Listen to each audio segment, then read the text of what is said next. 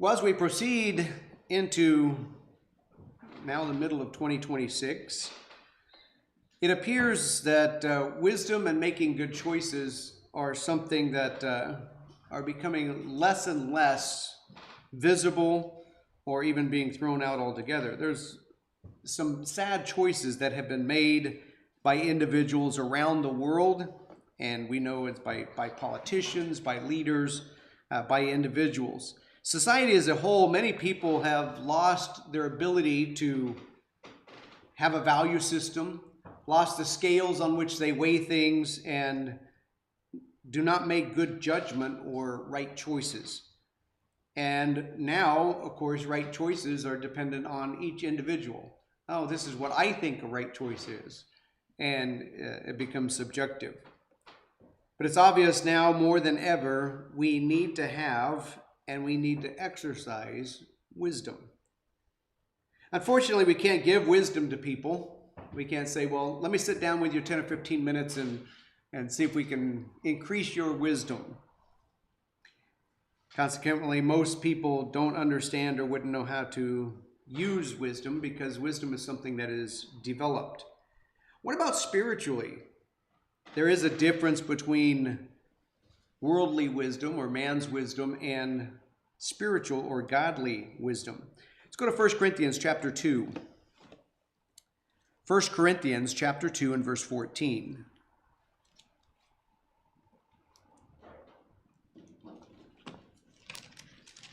1 Corinthians 2 verse 14. The natural man does not receive the things of the Spirit of God, for they are foolishness to him, nor can he know them because they are spiritually discerned. So the natural man cannot receive the things of the Spirit of God. And that's why we can't just go out and say, well, here, let me show you what is right. Let me show you what the Bible says. Because even if they read the words, they are foolishness to him and they cannot know them. But it says they are spiritually discerned, and that those words, spiritually discerned, the word discern means investigated, examined, and even to the sense in the description of the word, forensics.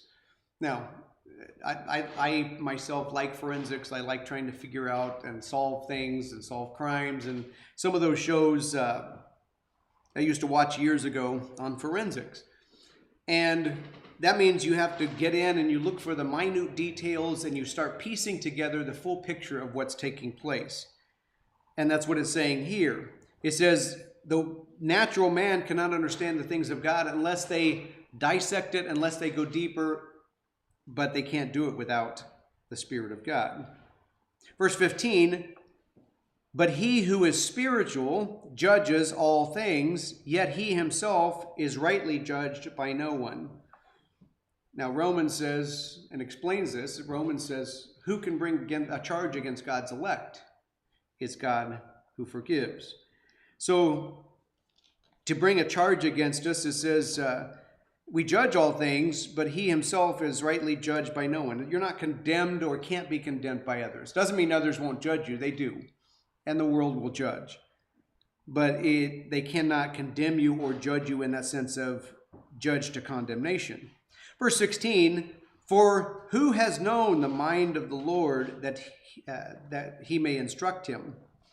But we have the mind of Christ. So he starts off with the foolishness of the natural man. He says, but we have the mind of Christ. And that mind is a mind of spiritual discernment.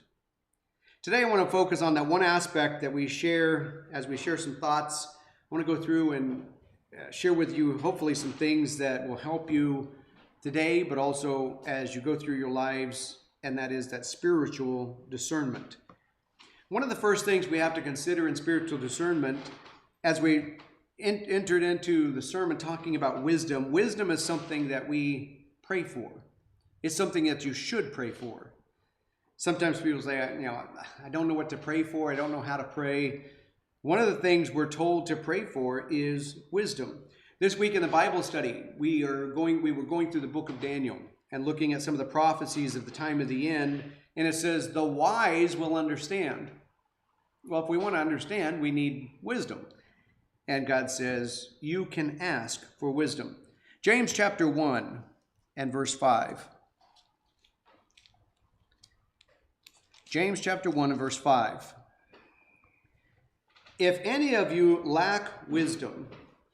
Now, I don't think there's any of us that would read that and go, well, that's not me then. I think all of us would appreciate having additional wisdom or filling in the gaps of where we do lack wisdom. If any of you lack wisdom, let him ask of God, that gives to all men liberally and upbraids not, and it shall be given him. So God says, ask for wisdom. He said there is a way that you can receive it. Now it says he upbraids not, and it shall be given him. That word upbraids is not a common word that we use today. It means to taunt, to chide, or rebuke. He doesn't taunt us with wisdom. It doesn't say, dangle a carrot out there and say, if you just keep doing this, I'm going to give you wisdom.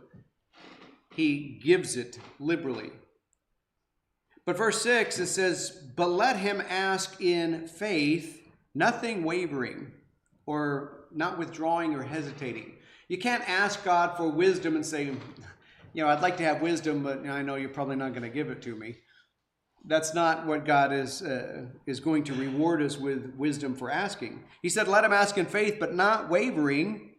For he that wavers is like a wave of the sea, driven with the wind and tossed. For let not that man think that he shall receive anything of the Lord. So he says, in anything that you're asking of God, if you come to him asking and you say, I'd really like to have this, or I need this in my life, but you're probably not going to give it to me. As a parent, if your children came to you and they said, can I have this? I know I'm not going to get it, but I'm asking you anyway. You would probably say, well, what is wrong with your thinking? Why are you asking me if you don't think you're going to receive it? And that's what God is saying here. Now, I certainly don't claim to be perfect in wisdom and discernment, and I pray for wisdom on a regular basis in dealing with situations, in preparing messages, in serving congregations or serving countries.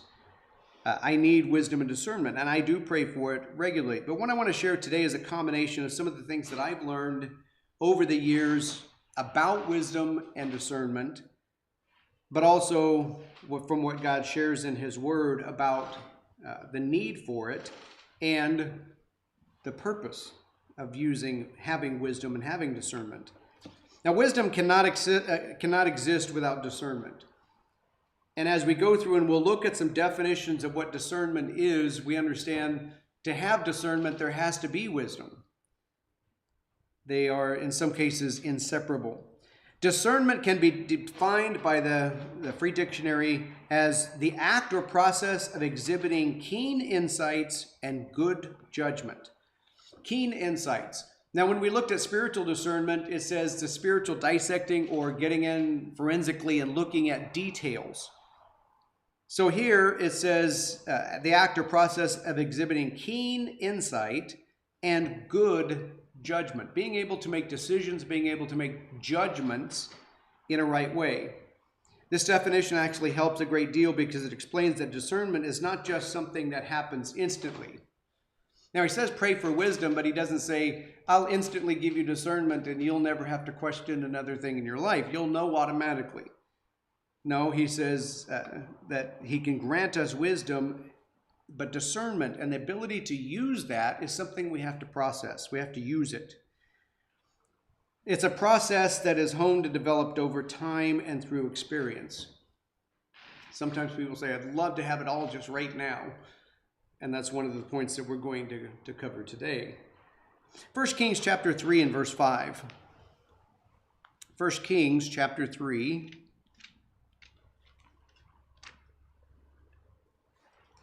And in verse 5.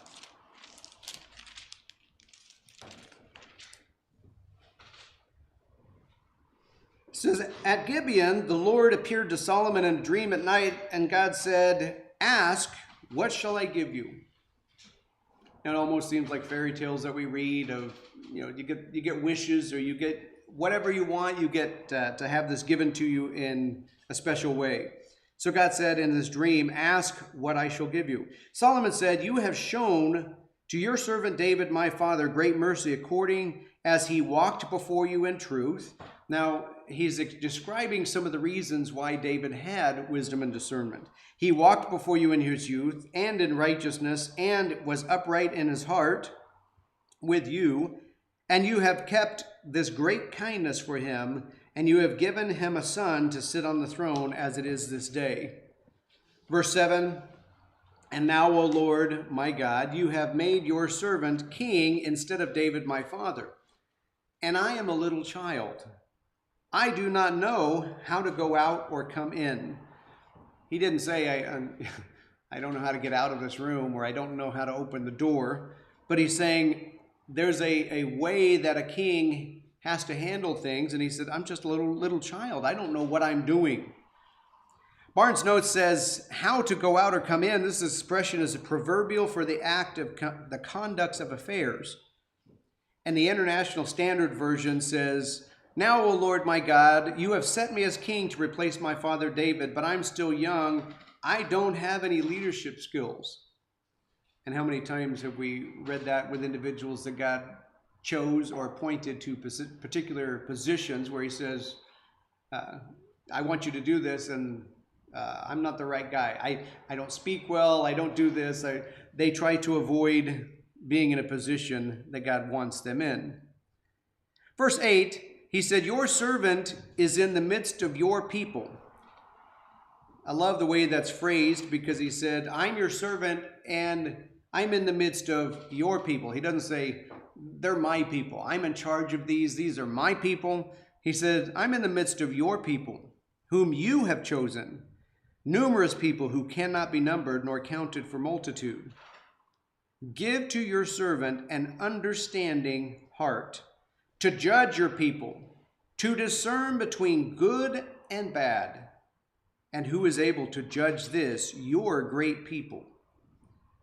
The original literal meaning of an understanding heart, if you look at the words, means to listen and to obey. Give your servant a heart that listens and obeys, an understanding heart. And he said to judge and to discern. Understanding here literally means discerning or perception, obedient, and attentive. As I was saying, listening and obey, obedient or being understanding, or having an understanding heart, is to listen, to obey, to be perceptive, and to be attentive.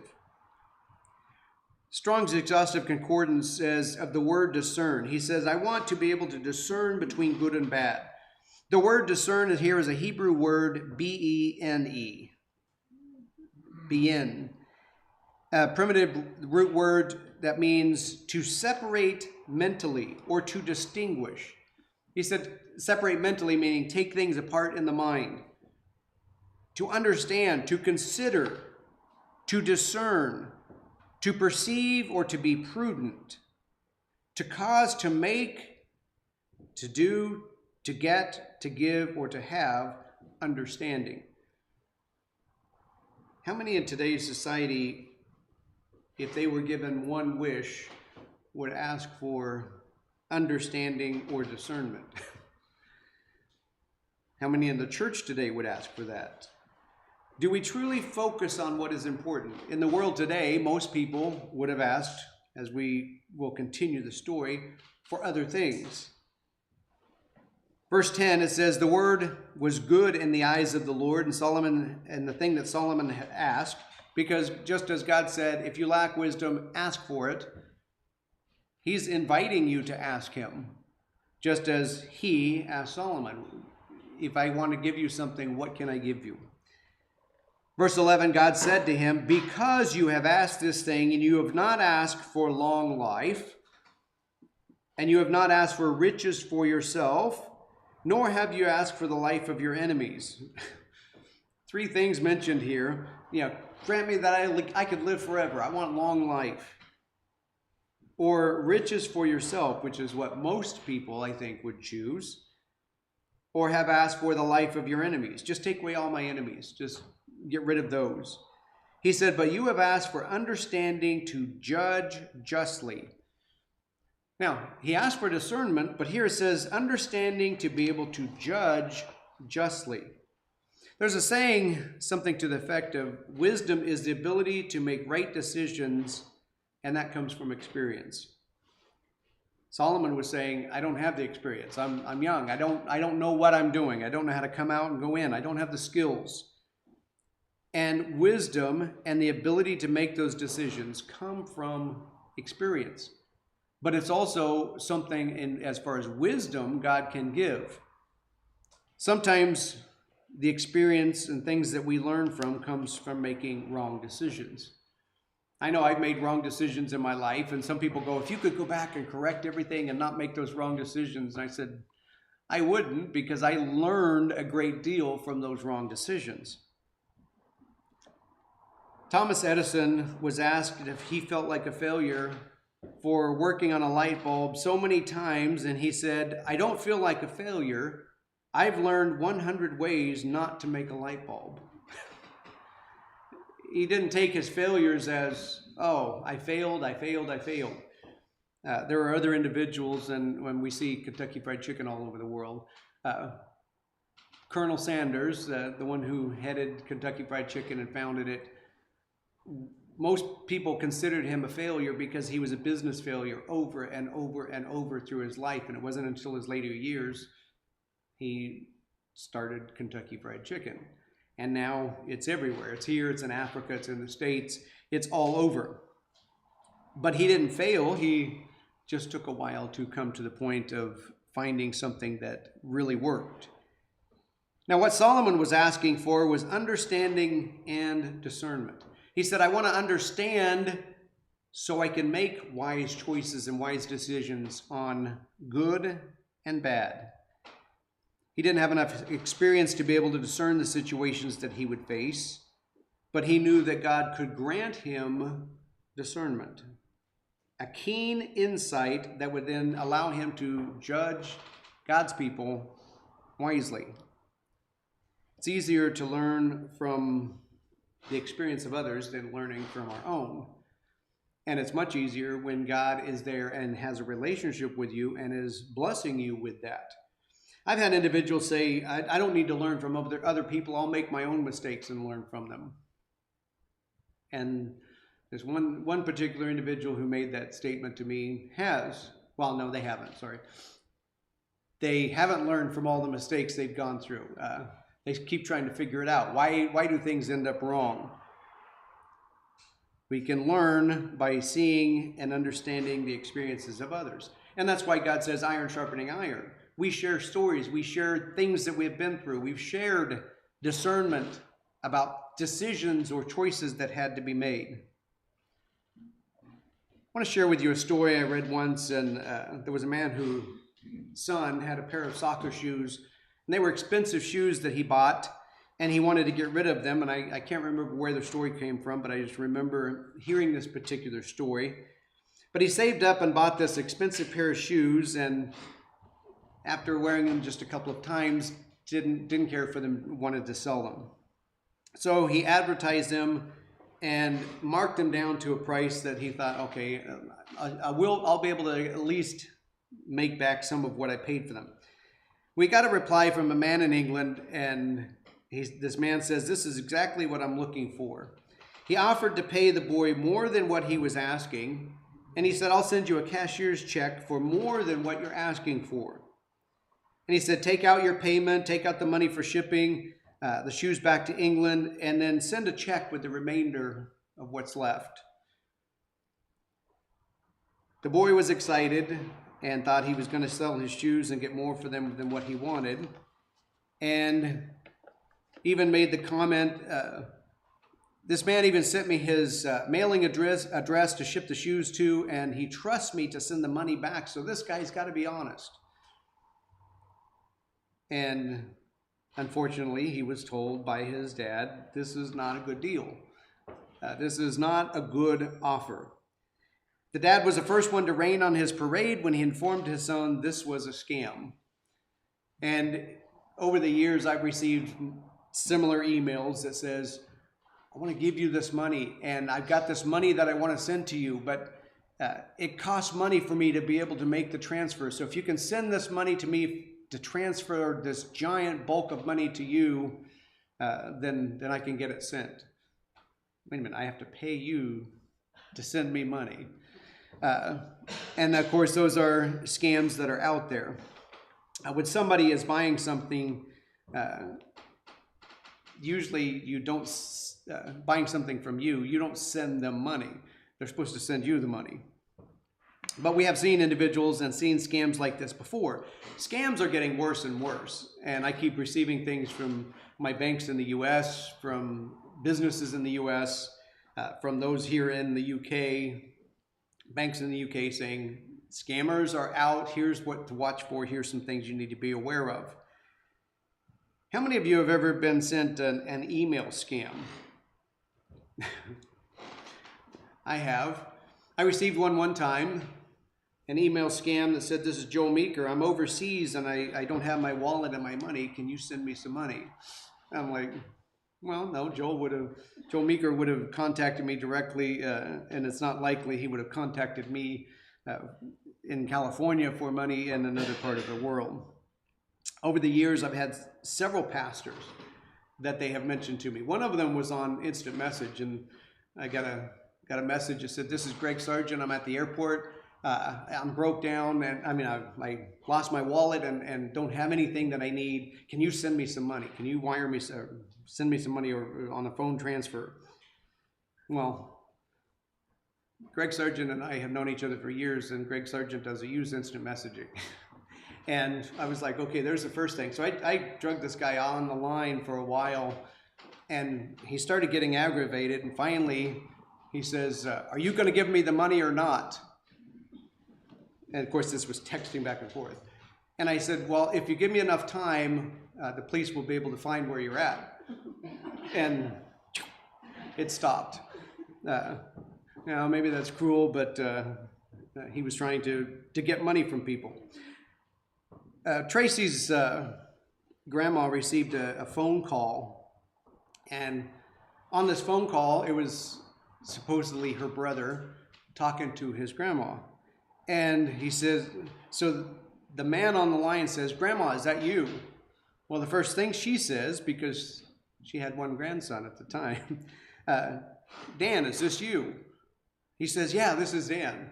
Of course, now he knows the grandson's name.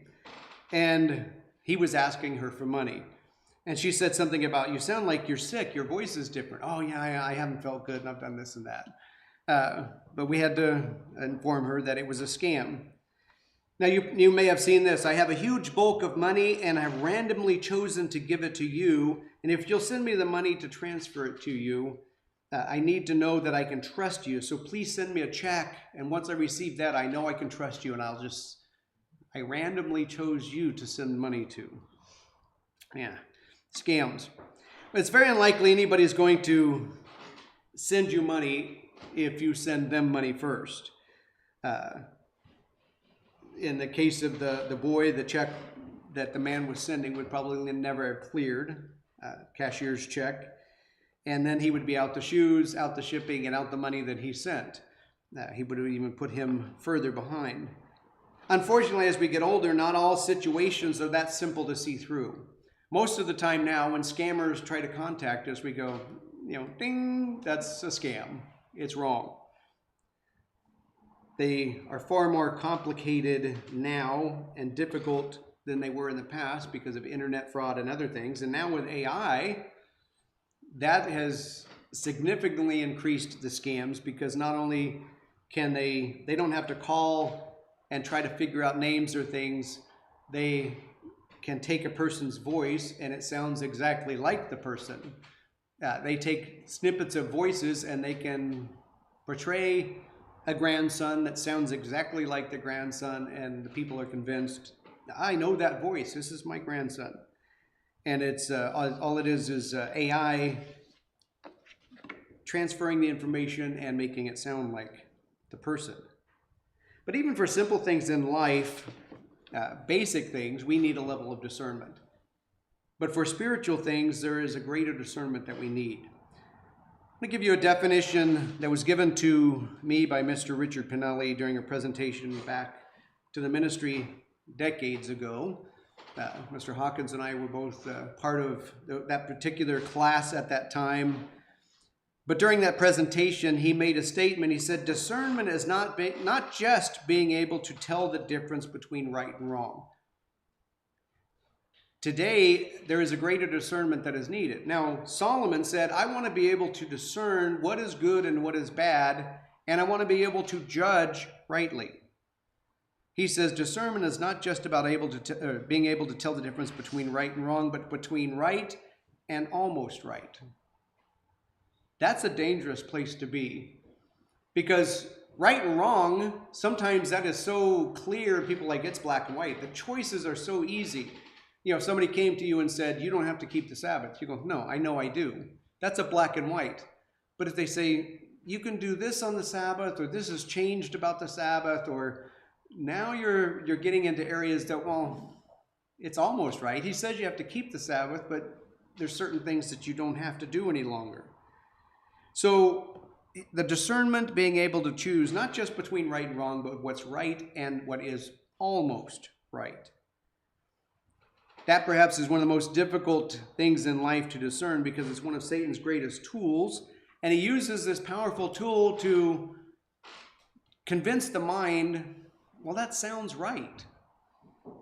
To hear something that sounds mostly right. And we can think, well, for the most part, that's correct. I wonder if what they're saying is true. Or sometimes you get that sense, well, I can't quite put my finger on it. There's something that doesn't seem right about it. It's almost right. Or to take something lightly and deceive yourself because it's not completely wrong.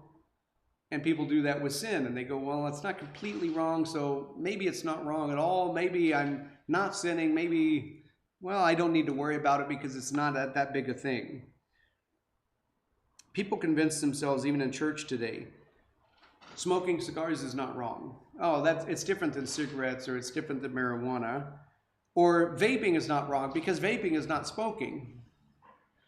But vaping is harder on your lungs and on your body than smoking is. And if smoking is wrong because you're destroying the temple of God's Holy Spirit, then vaping is even more wrong because it's even more harmful. People deceive themselves or convince themselves, well, Halloween parties, Christmas parties, exchanging gifts at a Christmas party, that's not wrong because I'm not celebrating Christmas. I'm just going along and I'm just being a part of it. There are a lot of excuses for wrong things. And we can say, well, mostly it's okay because I know Christmas is wrong and I'm not keeping it. So I'm mostly keeping what is right. Satan, as the father of lies, loves to get us into the position where we have to try to discern things to a very thin line between what is right and what is almost right.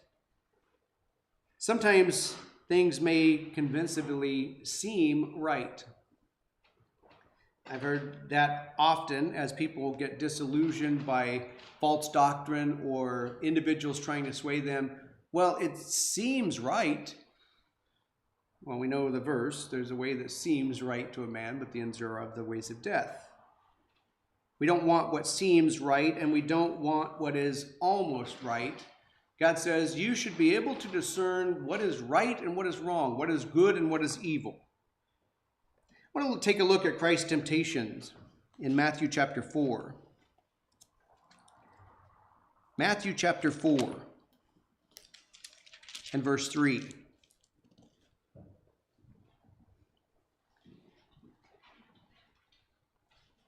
Matthew chapter 4 and verse 3, it says, when the tempter came to him, he said, if you be the Son of God, command that these stones be made to bread. Now he knew he was the Son of God, but he was taunting. If you be the Son of God. Christ had fasted 40 days already. And I think the verse is two words long. He hungered after 40 days. I'm sure he did. And there was no direct sin involved in turning stones to bread. I mean, he turned water into wine. He had the ability, and he was hungry. He could have done that. So it wasn't actually wrong to make bread, but was it right? Barnes Notes puts it this way. Albert Barnes says, it was as if Satan were saying, here you are, hungry, cast out, alone, needy, poor, and yet the Son of God, if you have this power. Like, I don't know if you have this power. Prove it to me. If you have this power, how easily it could be to satisfy your wants. How foolish it is then for the Son of God not to have all that power and to be starving in this manner, when by the word he could show his power and relieve his wants, and when in the thing itself there could be nothing wrong. In making a stone a loaf of bread. But Christ discerned deeper into what was happening.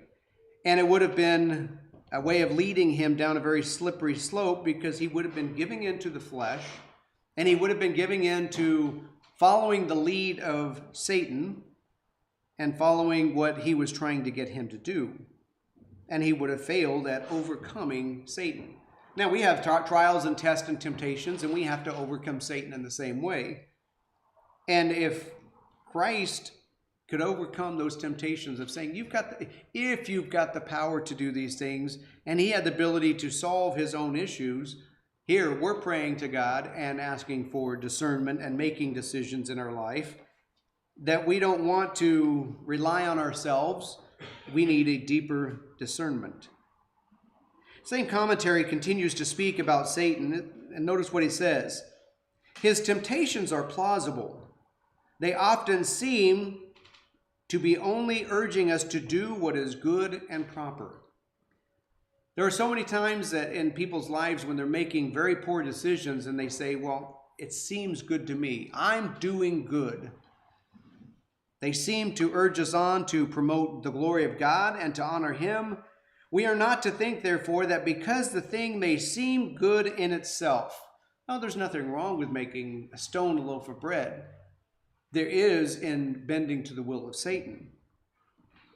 As though he says that because something may seem to be good in itself, it's therefore is it to be done.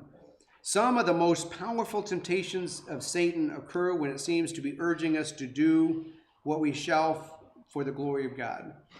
People say, well, I'm doing it for God's glory. I'm not doing it because of me. It's not pride. I'm doing it for God and because I feel this is right. I feel that it's good and proper. And sometimes it may be good, but it may not be proper. It may not be right to do. So we see a very interesting commentary from Albert Barnes there that really gets to the heart of why it would have been a wrong decision. We see that it was the same way in the Garden of Eden. When Eve looked at what Satan was offering, it was good and proper. It was good and pleasant. Genesis chapter 3 and verse 5. Genesis chapter 3 and verse 5. In tempting Eve, he says, for God knows in the day that you eat thereof, your eyes shall be opened. That was true. And you shall be as gods, knowing good and evil. These are good things, right? Isn't that what Solomon asked for? I want to be able to discern between good and evil. It was not the ability to discern good and evil. Your eyes are going to be open. You're not going to need God. The definition of wisdom is experience, knowledge, and good judgment. But it also includes soundness of action or decision making. And that's where discernment comes in. Verse 6, when the woman saw that the tree was good for food, she didn't look at it and say, oh, God said don't eat it, and it doesn't look very appealing either. No, she said, that looks good for food. When she bit it, it wasn't bitter. It wasn't, she spit it out and said, that's horrible. No, she said, Adam, here, take a bite. She passed it along to him. It was good for food. It was pleasant to the eyes. It was a tree to be desired to make one wise. She took of the fruit thereof and ate, and gave it to her husband with her, and he did eat. Look at all the good things that are going to come with this fruit. You're going to satisfy your taste buds. You want that. But you're also going to be able to have this special knowledge, and you will have good and evil. You'll be like God. This is where you and I need to access some of those biblical principles that help us to be able to discern when facing challenges or facing decisions, especially when things seem right, but are they right? Or are they almost right? I want to go through 4 points on discernment. Discernment requires patience. Patience is something that is becoming less and less, just like wisdom. There's a human tendency to want to jump in and act quickly or act on emotion, especially when we have a strong reaction to something. I've got to act now. We want to do something instantly, and many people do it based on emotion. Well, this is how I feel, and this feels right, and they act quickly. Yet wisdom and discernment often require that we have patience to just wait and see.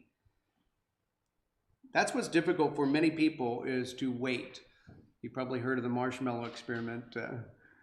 People having to wait, and kids waiting for something, and they lose their patience and can't wait for it any longer. They got to have it then. But there's first impressions and initial reactions, and they often don't allow us to deal with things properly or to properly discern things, and therefore they're not wise. Joyce Meyer once said, some people think that they have discernment when actually all they have is they're suspicious. They're curious and they're suspicious and they're looking into things, but not discerning things. James chapter 5 and verse 7. James chapter 5 and verse 7. We don't want to be suspicious. We want to have the ability, as Solomon was asking, to discern, to make right judgments, and to choose between what is good and what is evil, or what is right and what is wrong. We need to be able to make those decisions using what God has given to us. James 5 and verse 7, it says, therefore, be patient, brethren, until the coming of the Lord. That's one of the things that God says, you have to be patient. And I've heard people say, I'm tired of waiting. I can't do this any longer. What are the choices? Paul says nothing can compare to what God's prepared for you. How can you say you're tired and you just can't do it? Be patient, brethren. See how the farmer waits for the precious fruit of the earth, waiting patiently for it until he receives the early and the latter rain. You don't have a farmer plants his food or plants a tree and just like, come on, where's the fruit? 1 week, where's the fruit? Well, now you only have a tree that's this tall. Sometimes with planting things, you have to wait for the fruit. He says, verse 8, you also be patient. Establish your hearts, for the coming of the Lord is at hand. So he said, be patient and establish your heart. Thayer's Bible Dictionary says this word establish means to strengthen or to make stable. So he said, be patient, but make your mind and your heart stable. Strengthen it. Patience allows us to wait for a bit and be able to watch details and information that we didn't have already. Instead of acting emotionally and making decisions quickly, we sit back and we go, okay, what other information do I need to take in? Sometimes we have to wait on a situation to continue or develop so that we can see, okay, now it makes sense. Now I know why or what decision I need to make. James chapter 1 and verse 2. James 1 and verse 2. My brethren, count it all joy when you fall into various trials, knowing that the testing of your faith produces patience. He says we count it all joy when we enter into trials. Now, most of us count it joy when we come out of the trial. But we can count it joy that we did go into a trial and learn something and we're tested, because God says it tests your faith. But let patience have its perfect work, that you may be perfect, complete, and lacking nothing. let patience have its perfect work, meaning be patient and let it happen. In fact, we understand, and with wisdom, it's not a wisdom and discernment. It's not a matter of, okay, I've prayed about it. Now I'm just going to wait and let it happen. Waiting for that instant ding inside the head. And okay, now I've got it. Now I've got wisdom. No, it's a matter of patiently asking God for it, practicing it, developing it, and asking God to bless you with it. In fact, we should understand that sometimes God will allow us to go through trials and difficulties, and sometimes even face uncertainty to allow us to develop patience. That's what he's saying here. Sometimes those things are so you develop the patience. Because once you have the patience, then you can make wise decisions because you're going to have the full story. In asking for healing, sometimes people give up very quickly. I've had people say, well, I asked for healing last week and I'm not better. So it's clear to me God's will is that I'm not going to be healed. I'm like, give him a chance. You're wanting it instantly. If God didn't heal me the day I asked, then it's not God's will. And they come to the conclusion, it's not God's will to heal me because he didn't do it quickly. Well, again, that's not being patient. We ask God and we wait. And some people say, was it wrong to ask God again? No, go to God continually. Ask, seek, and knock. But we have to be patient and ask God to deliver what we are asking for.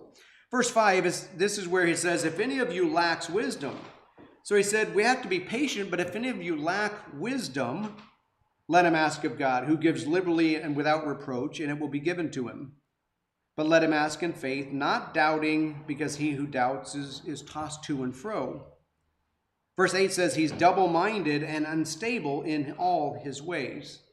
That's not somebody with wisdom and discernment. Double-minded and unstable. Now others think, well, it's God's will to heal every time. And so if you ask God to heal you and you're not healed, you didn't have faith. Well, again, that's the opposite end of the pendulum. And it's not so. Some things are a test of our patience, as God was saying. I'm going to test your patience. I want you to develop patience. I want you to develop the ability to wait for things when you've asked for them. Number 2, discernment requires hearing or understanding the whole matter. Discernment. If you're going to do forensics, or you're going to dissect, or you're going to get into something and look at the finer parts of it, then we have to understand the whole matter. It's what radio commentator Paul Harvey in the United States, I'm not sure if you got Paul Harvey over here years ago, one of my favorite motivational speakers, and he was on the radio in the morning and at night in the States, but he had what was called the rest of the story. He would tell a little bit in the morning, and he said, stay tuned in the afternoon for the rest of the story. And he would always talk about a character that you had no idea who he was talking about, and then he would reveal at the end it was a famous individual that had to go through trials and struggles and difficulties. I think he finished in the 90s. His son, I think, still does some of those things and still has a similar voice, but he had one of those radio voices that just resonated. But he talked about the rest of the story, and that's what we wait on. We want the whole matter, so we need to know the rest of the story. Proverbs 18, verse 17. Proverbs chapter 18 and verse 17.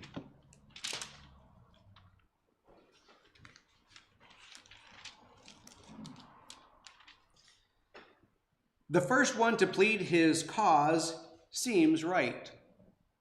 You start to listen, and this person says, they did this to me, and here's what happened, and here's why it's wrong. Well, that seems right. I can understand why you'd be upset.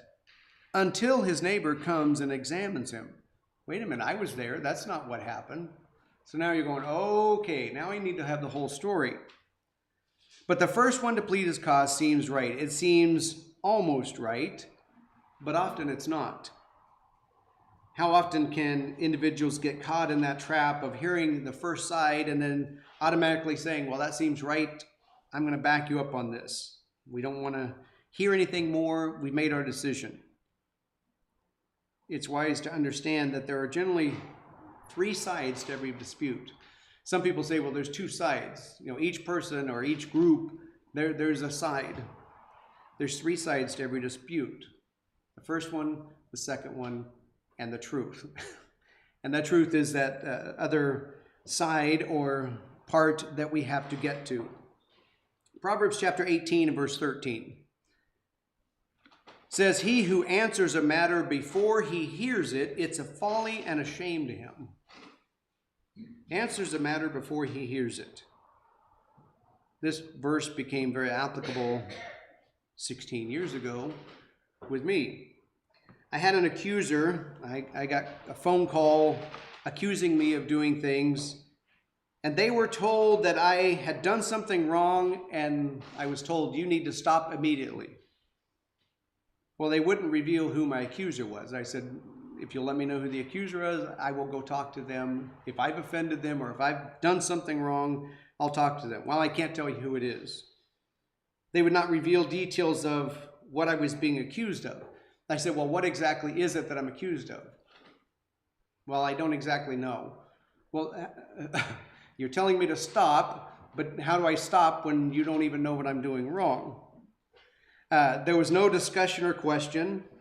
This person told me, "You understand me?" I said, "You need to stop doing what you're doing." And I said, if I knew what I was doing, I might be able to stop. So it kind of kept escalating at the time. So again, I ask a flat out question. Where did the accusation come from? You don't have to give me a name. Where did it come from? The individual said, "It came from an email that somebody told me they received from someone else." And I'm like, okay, so this is third party from an email, but you don't know the details, but you're telling me to stop doing what I'm doing. It's not that I'm a problem, but I do like to ask questions and get into some of the details of things. But I simply quoted this verse. I said, well, if you don't know what it is and you don't know who it's coming from, I said, he who answers a matter before he hears it, it's a folly and a shame to him. Then he got upset. But that's true. He was dealing with a matter before he even knew what was going on. And of course, it did not go over well. Of course, we aren't always faced with trying to discern matters of disputes. Discerning is not just judging an argument or going back and forth and saying, well, who's right in this situation? Sometimes we're forced with trying to figure out what is right or what we should do. How should I respond to this situation? And this is where waiting to make sure we have the whole matter before answering it or going out to deal with it is important. And of course, being patient and requiring us to wait for the rest of the story. Number 3, use discernment to judge a matter by its fruits.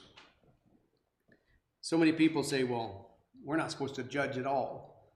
Well, no, that's not what it says. It tells us we're not to condemn others. We're not to condemn, and there's different words that are used for judge. But since you and I can't judge the heart, and people have said, you can't judge my heart. You don't know what I'm thinking. I'm like, no, I just see the fruits. I see what you've done. And, it's very obvious. Or this is what you've told people. Is that correct? Yes, then that's the fruits that I'm looking at. But they say, you can't judge my heart. And we don't. We don't have the ability to see the heart as God sees it. But we can often discern matters by fruits.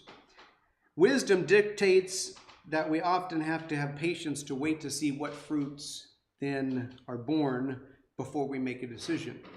And some people are like, why didn't you deal with this a long time ago? And there's been situations where I said, if I would have dealt with this at this period of time, would you have known what was going on? Well, no. But you would have judged me dealing with the situation when you had no idea, and you said, there's no reason he's dealing with that situation in the way he is. And I said, but now you know, and I'm dealing with it, and you understand why I'm dealing with it. Well, yeah, that makes sense. We have to have the whole story, and sometimes we have to have that patience to wait. But we see things by their fruits. Matthew 7 and verse 15. Matthew chapter 7 and verse 15.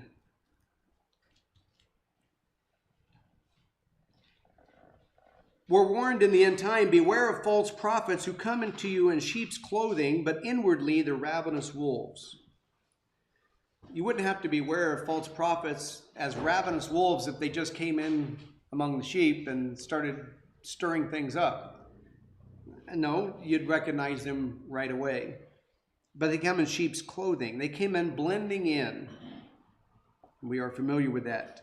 This is talking about false teachers, those coming with sometimes things that are wrong, sometimes things that are almost right. And it may be difficult to pick up on right away. So if something seems not quite right, we should wait and see what fruit conspires of that. Sometimes it's blatantly wrong, and you say, no, you can't do that. We don't do that in this congregation or in the church. Verse 16, it says, you will know them by their fruits. He said, you'll be able to make decisions based on fruit. Do men gather grapes from thorn bushes or figs from thistles?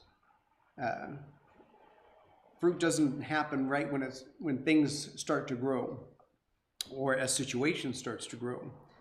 So even every good tree bears good fruit, and a bad tree bears bad fruit. A good tree cannot bear bad fruit, nor a bad tree bear good fruit. Almost sounds like a tongue twister for Spokesman's Club. Every tree that does not bear good fruit is cut down and thrown into the fire. This is speaking future tense as well. Therefore, by their fruits you will know them. So he says, you're going to be able to identify wolves that come in among the sheep by their fruits. Well, if somebody came in and they blended in, you don't go, I think it's a wolf. No, you have to see what their fruits are. You have to see how they're associating with other people. But he says you will be able to judge them and will know them by their fruits. So Christ well understood that attitudes and sometimes even the spirit behind an individual can be camouflaged, but sooner or later they will be revealed. The fruits will be seen. Then in full light of what is demonstrated, then we can make proper discernment. If it is wrong, it will be revealed. Acts 5:38, it says, if it's of men, it will come to nothing, but if it's of God, you can't stop it. He said, if it's of men, it will come to nothing. And you say, well, yeah, but how do I know when God's going to do that? Patience, watching, praying. Mark 4:22 says, there is nothing hidden which will not be revealed, nor anything that is kept secret that shall not come to light. That passage I have worked with in the youth for years, and those who are going through high school and college in dealing with situations, and they're like, it is so crooked and things are being done wrong and they're lying and everybody's buying it. And I'm like, it will come out. Just hang in there and be patient. And that is so true in so many of the cases, and they came to understand there is nothing hidden that will not be revealed, nor anything kept secret but that it should come to light. Number 4, good discernment requires that we take care of our own spiritual responsibilities first. If we want good discernment, we have spiritual responsibilities that we have to take care of personally. How can we expect God to help us discern sometimes in life-changing situations or things that we're facing if we're not doing everything that we should to start with in our own relationship with Him first? I've been told by individuals, I'm having a problem with so-and-so in the congregation. This isn't here. This was years ago. Having problems with another person in the congregation. And I said, have you followed the Matthew 18 principle? Yes, that doesn't work. I'm like, what do you mean it doesn't work? Yeah, I tried it. It doesn't work. And I said, you went through this step, this step, this step, and you did it in that order. No. And I said, well, it's not that it doesn't work, it's that you weren't working it. You weren't doing what God had directed you to do in Matthew 18. But we have a responsibility. And God says, yes, there are ways you can work out situations, but you have to do everything according to what I'm telling you. And there are responsibilities. Ephesians chapter 6.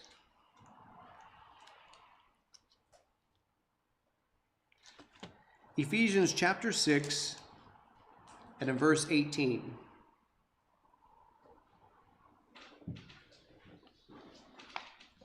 praying always with all prayer and supplications in the Spirit, being watchful to this end with all perseverance and supplication for the saints.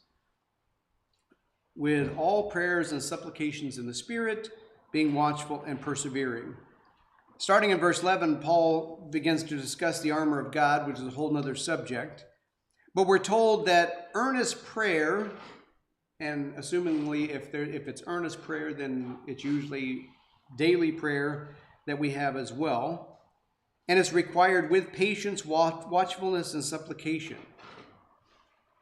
It's what we need to be doing. And sometimes people say, I'm having problems making good decisions and I'm struggling with what's right and what's wrong.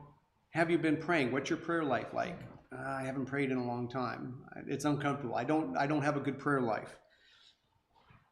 God says if we want to be able to be watchful, if we want to have those things that we need to have prayer and supplications. So we're told to have that earnest prayer and with patience, watchfulness, and supplications. We can never underestimate the power and importance of prayer and fasting, especially when seeking discernment.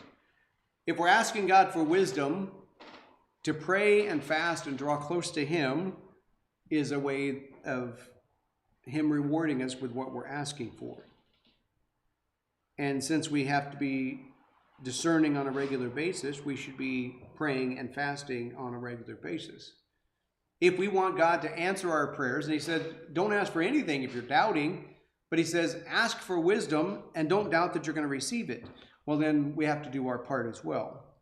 We have to continue doing those basic steps of our relationship with Him. Matthew 6, verse 33. Matthew 6, verse 33 is a passage that should be one of those touch-tone scriptures. It's one of those things that should be driven into our mind and our thoughts. It says, but seek you first the kingdom of God and His righteousness, and all these things will be added to you. He said the physical things that you're seeking after will be given to you if you seek first the kingdom of God and His righteousness. A lot of people say, seek first the kingdom. Yeah, I want God's kingdom to come, but He's not providing me with everything else. Are you seeking His righteousness? That's part of it as well. Seek first the kingdom and His righteousness, meaning you're doing the things in your life that you should be, and when you ask for wisdom, God will give it. When you need that direction, God will give it. When you need those things provided for you, God will provide. So to truly seek first the kingdom of God, it's in words, action, and deeds, and in seeking righteousness. It's how we talk. It's what we do. It's what we don't do. Things that we should be doing and we don't. Or it's things that we're doing wrong that we've convinced ourselves, well, it's not so bad. It's not, earlier I mentioned almost right. Sometimes it's not completely wrong. I can do this because it's not completely wrong. It's just mostly wrong. Or it's only a little bit wrong. It goes on both ends when we have the discernment to be able to see it. But once again, God says we have to ask, and can we really expect God to give us discernment and to know right from wrong if we're not committed to every part of living our lives and doing what's right? He says, with the commission of the church, we're to teach men all things that I have commanded you to do. That means we have to live by all of those things that we're commanded to do. So without that type of commitment, it just doesn't compute that God says, okay, I'll grant you discernment. I'll give you discernment when you don't have it and you're not following through in how to develop it. Wisdom is a quality that we all need, and we should be desiring and praying for it earnestly. A vital element of wisdom, discernment, and again, those things are inseparable. Sometimes very intelligent people can behave in very unwise ways. Likewise, converted people will act or can act very unconverted. Now, again, we don't judge the heart. We can only judge the fruits. Okay, what they're doing is wrong. But people say they're acting unconverted. That means they are unconverted. Making a judgment and condemning instead of judging the situation by the fruits. And sometimes people act in unconverted ways or make wrong decisions, but we can't judge that without having wisdom and discernment. And again, we have to be able to work with one another, and each of us make mistakes, but being able to judge it with patience. In more cases than not, a careful examination would then reveal a lack of wisdom stems from a lack of proper discernment. If you have wisdom, you can develop discernment, and God says it's a tool that can be used, and He can give you additional wisdom. But not being able to discern wise choices and not being able to know the difference between good and bad is not wise, and again, inseparable. Notice what Paul wrote in Hebrews chapter 5. Hebrews chapter 5 and verse 12.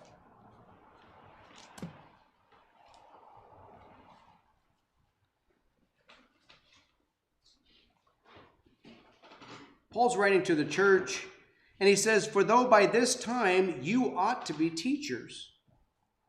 Now, what Paul is about to tell them is not something commonly done, but he says, you ought to be teachers. He said, you should be in a position of teaching, but you need someone to teach you again the first principles of the oracles of God. He said, you need to go back to the basics and the first principles. And you have come to need milk and not solid food. We start off with milk. We start off with something digestible. And then we start developing and later to be able to eat meat. There was a time when a speaker could do that. And what Paul was saying was, look, I've been coming here. You should be teachers, but you're a bunch of babies. That's what Paul was saying. You're a bunch of babies that have to go back to starting over with the food that you can digest.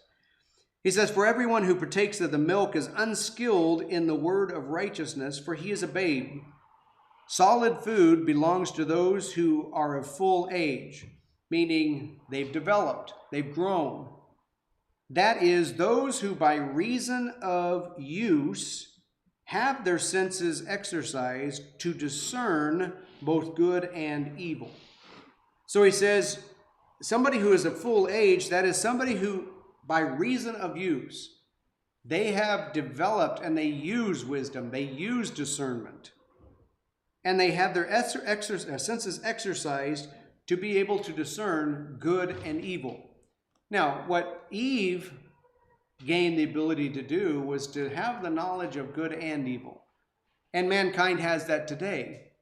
They just don't know the difference.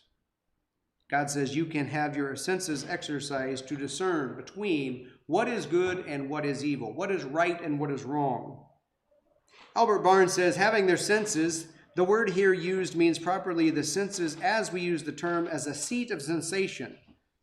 There's the smell, the taste, etc., but this means the internal sense or the faculty of perceiving truth.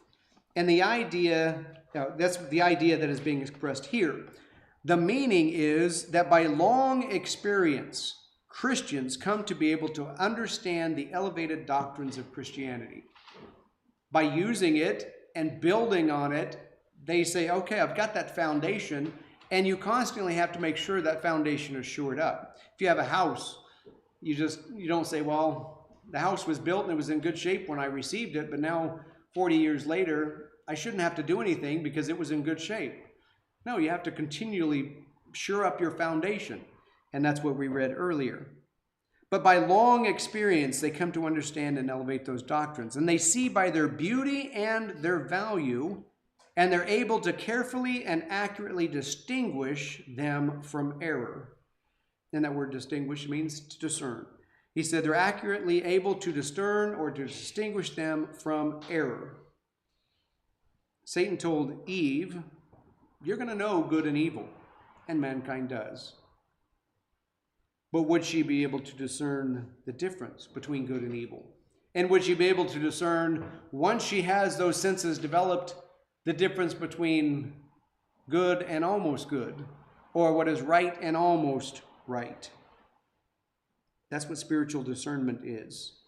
Paul equates a well-refined sense of discernment with spiritual maturity. He says, when you have that spiritual maturity, When you've taken all of those things, you're doing all those actions that are necessary for a Christian life, he said, it will give you the sense and the ability to discern. The corollary would be a lack of discernment must therefore be equated to a lack of spiritual maturity. If a person doesn't have good discernment, do they have spiritual maturity, or are they, as Paul was saying, babes in Christ? It's also noteworthy for each of us to realize that we can regress in discernment.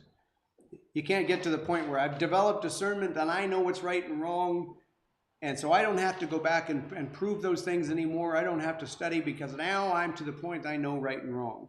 You can lose discernment. You can lose the ability to make good decisions. And we've seen that before in our lives.